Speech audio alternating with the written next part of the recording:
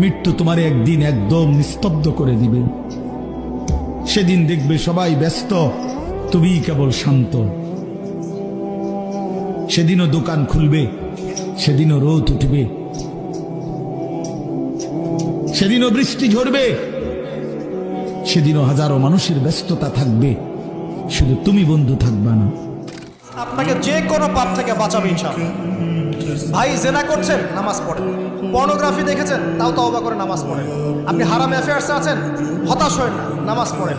গোনা ছাড়তে পারছেন না, নামাজ পড়েন। সুদ খাচ্ছেন, নামাজ পড়েন। আপনি পতিতালয়ে গিয়েছেন, নামাজ পড়েন। বেপর্দা চলছেন, তাও নামাজ পড়েন। আপনি অন্যের হক নষ্ট করেছেন, তাও নামাজ পড়েন।